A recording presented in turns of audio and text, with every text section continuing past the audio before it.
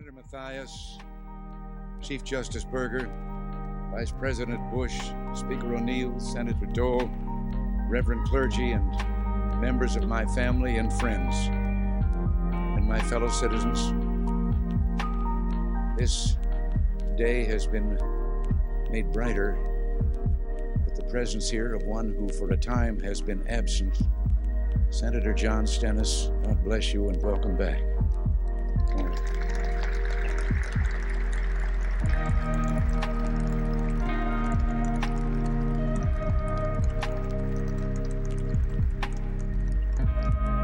There is, however, one who is not with us today. Representative Gillis Long of Louisiana left us last night, and I wonder if we could all join in a moment of silent prayer.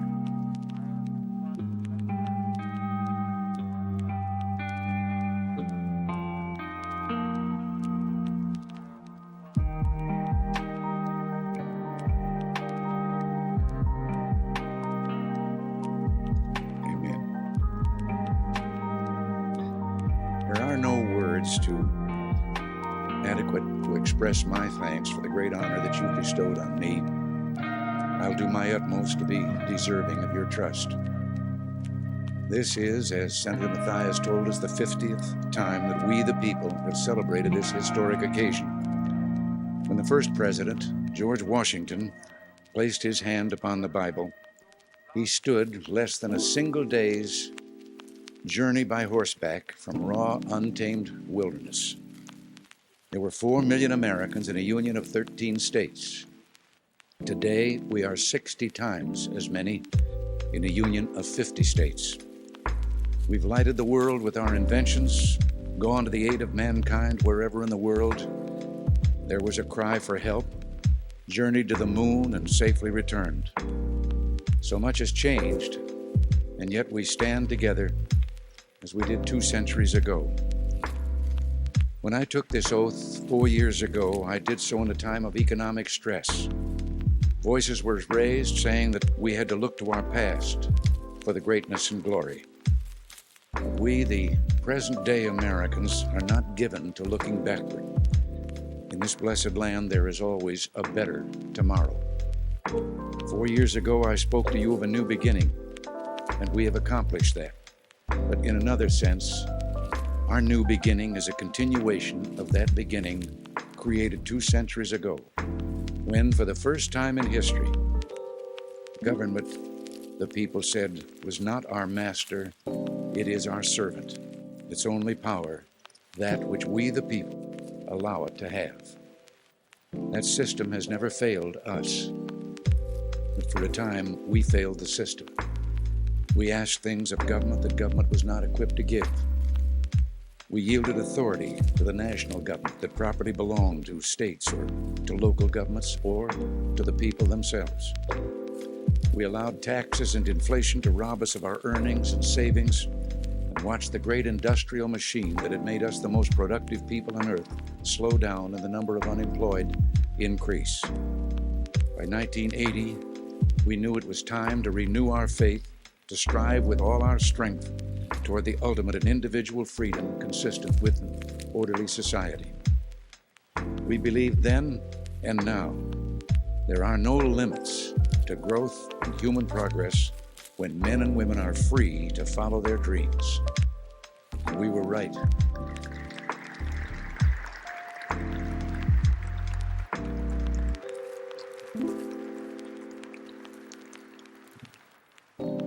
And we were right to believe that. Tax rates have been reduced, inflation cut dramatically, and more people are employed than ever before in our history. We are creating a nation once again, vibrant, robust, and alive. There are many mountains yet to climb. We will not rest until every American enjoys the fullness of freedom, dignity, and opportunity as our birthright. It is our birthright as citizens of this great republic. If we meet this challenge, these will be years when Americans have restored their confidence and tradition of progress, when our values of faith, family, work, and neighborhood were restated for a modern age, when our economy was finally freed from government's grip, when we made sincere efforts at meaningful arms reductions, and by rebuilding our defenses, our economy, and developing new technologies, helped preserve peace in a troubled world. When America courageously supported the struggle for individual liberty, self-government, and free enterprise throughout the world, and turned the tide of history away from totalitarian darkness and into the warm sunlight of human freedom.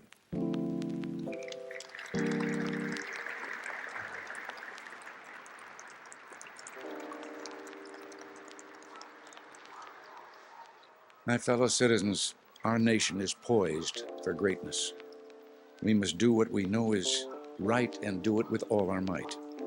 Let history say of us, these were golden years when the American Revolution was reborn, when freedom gained new life and America reached for her best.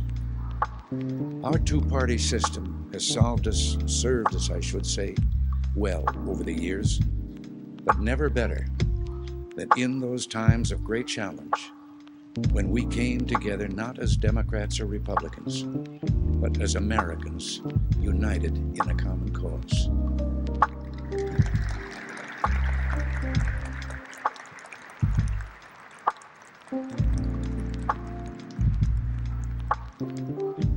Two of our founding fathers, a Boston lawyer named Adams and a Virginia planter named Jefferson, members of that remarkable group who met in Independence Hall and dared to think they could start the world over again, left us an important lesson. They had become, in the years then in government, bitter political rivals. In the presidential election of 1800, then years later, when both were retired and age had softened their anger, they began to speak to each other again through letters. A bond was reestablished between those two who had helped create this government of ours. In 1826, the 50th anniversary of the Declaration of Independence, they both died. They died on the same day, within a few hours of each other, and that day was the 4th of July. In one of those letters exchanged in the sunset of their lives, Jefferson wrote, "It carries me back to the times when, beset with difficulties and dangers, we were fellow laborers in the same cause, struggling for what is most valuable to man, his right of self-government, laboring always at the same oar, with some wave ever ahead threatening to overwhelm us, and yet passing harmless, we rode through the storm with heart and hand. With heart and hand, let us stand as one today. One people under God, determined that our future shall be worthy of our past. As we do, we must not repeat the well-intentioned errors of our past. We must never again abuse the trust of working men and women by sending their earnings on a futile chase after the spiraling demands of a bloated federal establishment. You elected us in 1980 to end this prescription for disaster, and I don't believe you re-elected us in 1984 to reverse course.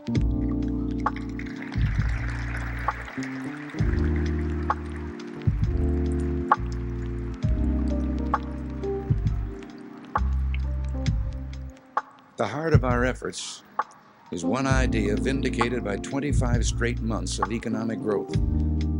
Freedom and incentives unleash the drive and entrepreneurial genius that are the core of human progress. We have begun to increase the rewards for work, savings, and investment, reduce the increase in the cost and size of government and its interference in people's lives. We must simplify our tax system, make it more fair, and bring the rates down for all who work and earn.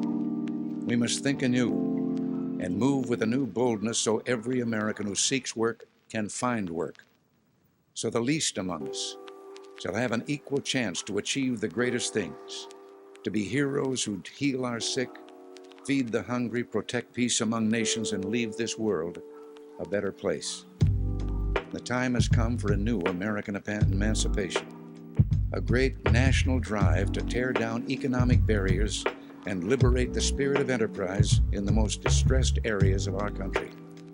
My friends, together we can do this, and do it we must, so help me God. From new freedom will spring new opportunities for growth, a more productive, fulfilled, and united people, and a stronger America. An America that will lead the technological revolution and also open its mind and heart and soul to the treasures of literature, music, and poetry, and the values of faith, courage, and love.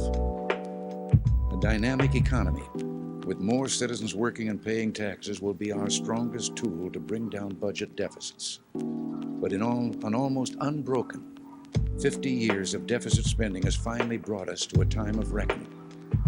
We've come to a turning point, a moment for hard decisions.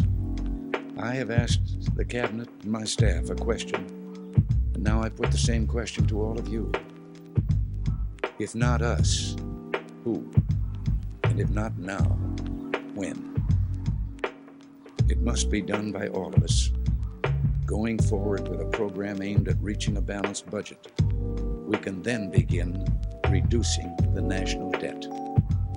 I will shortly submit a budget to the Congress aimed at freezing government program spending for the next year. Beyond this, we must take further steps to permanently control government's power to tax and spend. We must act now to protect future generations from government's desire to spend its citizens' money and tax them into servitude when the bills come due. Let us make it unconstitutional for the federal government to spend more than the federal government takes in.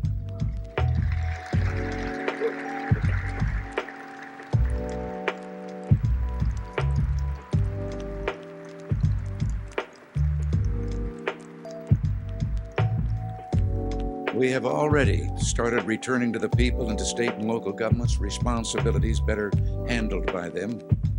Now, there is a place for the federal government in matters of social compassion, but our fundamental goals must be to reduce dependency and upgrade the dignity of those who are infirm or disadvantaged. And here, a growing economy and support from family and community offer our best chance for a society where compassion is a way of life, where the old and infirm are cared for, the young and, yes, the unborn protected, and the unfortunate looked after and made self-sufficient. Now,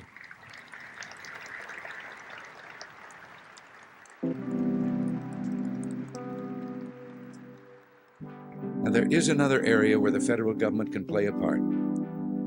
As an older American, I remember a time when people of different race, creed, or ethnic origin in our land found hatred and prejudice installed in social custom and, yes, in law. There's no story more heartening in our history than the progress that we've made toward the brotherhood of man that God intended for us. Let us resolve there will be no turning back or hesitation on the road to an America rich in dignity and abundant with opportunity for all our citizens.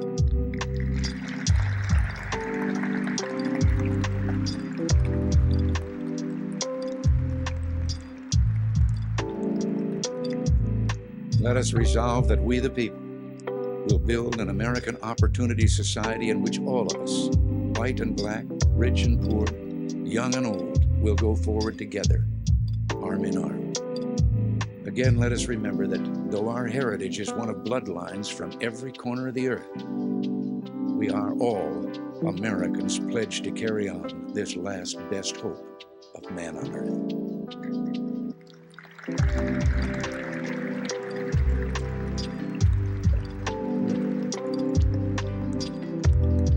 Now, I've spoken of our domestic goals and the limitations we should put on our national government.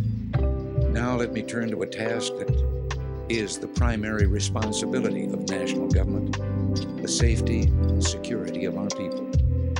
Today we utter no prayer more fervently than the ancient prayer for peace on earth. Yet history has shown that peace does not come, nor will our freedom be preserved by goodwill alone.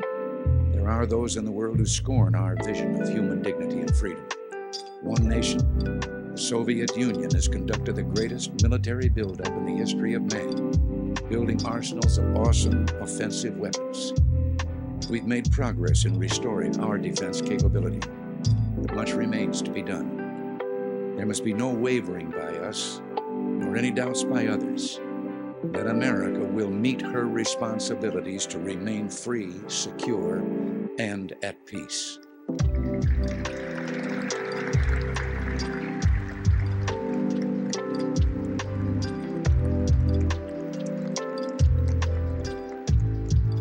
There is only one way safely and legitimately to reduce the cost of national security, and that is to reduce the need for it. And this we're trying to do in negotiations with the Soviet Union. We're not just discussing limits on a further increase of nuclear weapons. We seek instead to reduce their number. We seek the total elimination one day of nuclear weapons from the face of the earth.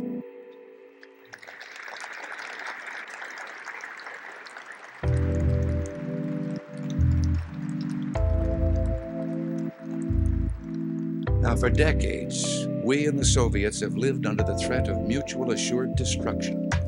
If either resorted to the use of nuclear weapons, the other could retaliate and destroy the one who had started it. Is there either logic or morality in believing that if one side threatens to kill tens of millions of our people, our only recourse is to threaten killing tens of millions of theirs? I have approved a research program to find, if we can, a security shield that will destroy nuclear missiles before they reach their target. It wouldn't kill people. It would destroy weapons. It wouldn't militarize space. It would help demilitarize the arsenals of Earth. It would render nuclear weapons obsolete.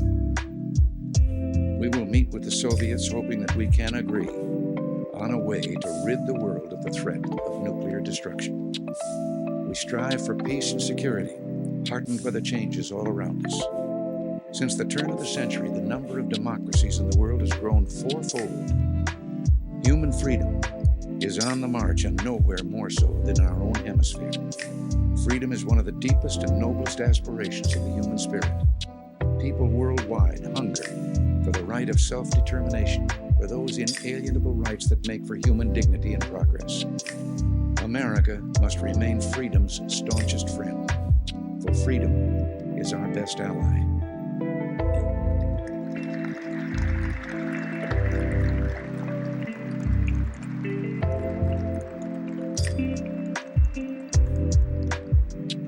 And it is the world's only hope to conquer poverty and preserve peace. Every blow we inflict against poverty will be a blow against its dark allies of oppression and war. Every victory for human freedom will be a victory for world peace. So we go forward today, a nation still mighty in its youth and powerful in its purpose. With our alliances strengthened, with our economy leading the world to a new age of economic expansion, we look to a future rich in possibilities. And all of this is because we worked and acted together, not as members of political parties, but as Americans. My friends, we live in a world that's lit by lightning. So much is changing and will change, but so much endures and transcends time. History is a ribbon always unfurling. History is a journey. And as we continue our journey, we think of those who traveled before us. We stand again at the steps of this symbol of our democracy, or we would have been standing at the steps if it hadn't gotten so cold. Now we're standing inside this symbol of our democracy. And we see and hear again the echoes of our past. A general falls to his knees in the hard snow of Valley Forge. A lonely president paces the darkened halls and ponders his struggle to preserve the Union. The men of the Alamo call out encouragement to each other. A settler pushes west and sings a song, and the song echoes out forever and fills the unknowing air. It is the American sound. It is hopeful, big-hearted, idealistic, daring, decent, and fair. That's our heritage. That's our song. We sing it still. For all our problems, our differences, we are together, as of old. We raise our voices to the God who is the author of this most tender music. And may he continue to hold us close as we fill the world with our sound in unity, affection, and love. One people, under God, dedicated to the dream of freedom that he has placed in the human heart, called upon now to pass that dream on to a waiting and a hopeful world. God bless you, and may God bless America. Thank you.